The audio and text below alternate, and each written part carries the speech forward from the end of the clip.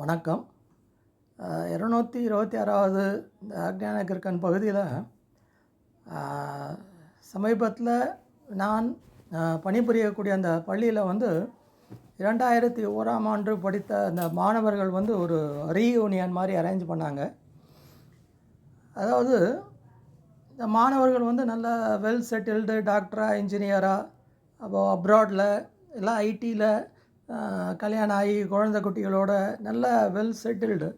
அவங்க நினச்சிருந்தா ஒரு ரிசார்ட்லேயோ இல்லை 5 ஸ்டார் ஹோட்டல்லையோ இந்த ரீயூனியனை செலிப்ரேட் பண்ணியிருக்க முடியும். இப்போது அவங்க என்ன சொன்னாங்கன்னா,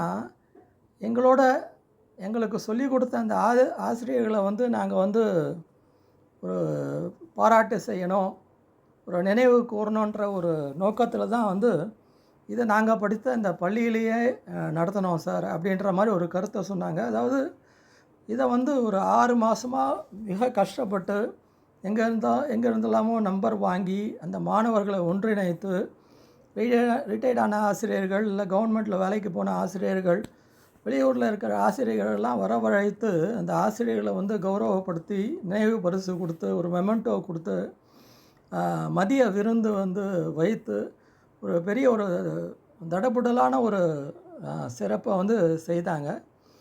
இதை ஏன் சொல்ல வரேன்னா, இந்த காலத்து மாணவர்கள் பெரும்பாலும் ஒரு 90% அந்த நிலைமைக்கு வந்தாச்சு. 90% மாணவர்கள் சரி படித்தா போதும், வாத்தியார் சம்பளம் வாங்குறார், நம்மளுக்கு சொல்லிக் கொடுக்குறது கடமை, கிளாஸில் கவனிக்கலைன்னா கூட யூடியூப் இருக்குது அப்படின்ற மாதிரி ஒரு கண்ணோட்டத்தில் ஆசிரியர்கள் மேலே ஒரு பெரிய ஒரு மதிப்பு இருக்கிறதில்ல. இல்லை நம்ம முன்னேற வைத்தது அவர்கள் தான் அப்படின்ற மாதிரி ஒரு இது எல்லாமே என்ன பண்ணாங்கன்னா, ஒரு திரும்பி கூட பார்க்குறதுல தான் ஒரு வருத்தப்படக்கூடிய ஒரு நிகழ்ச்சி. அதாவது ரிசல்ட் வந்தது, சார் பாஸ் ஆனால் இவ்வளோ மார்க்கு, அந்த ஒரு இதை கூட ஏன் ஒரு விஷ் பண்ணுறது கூட ஒரு ரொம்ப தயக்கத்துக்கு பிறகு செய்யக்கூடிய ஒரு நிலைமை. அந்த அளவுக்கு இந்த ஜெனரேஷன் மாறி போச்சு. ஆனால் இப்போ இருக்கக்கூடிய இந்த ரீயூனியன் இதை பார்க்கும்போது இது இந்த காலத்து மாணவர்களும் இதை தொடரணும்.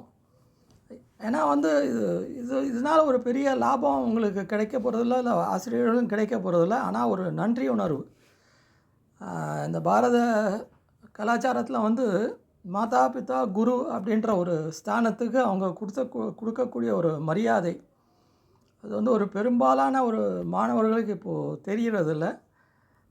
இந்த நிகழ்வு எல்லோருடைய ஆசிரியர்களுடைய ஒரு மனசுலேயும் ஒரு பெரிய ஒரு மகிழ்ச்சியை ஏற்படுத்திச்சு.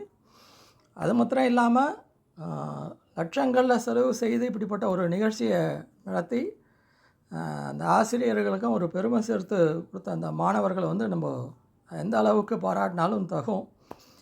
இந்த ஒரு நிகழ்ச்சியை உங்களோட பகிர்ந்துக்கிறதுக்கு தான் இந்த ஒரு பதிவு. மீண்டும் அடுத்த பதிவில் சந்திக்கிறேன். நன்றி, வணக்கம்.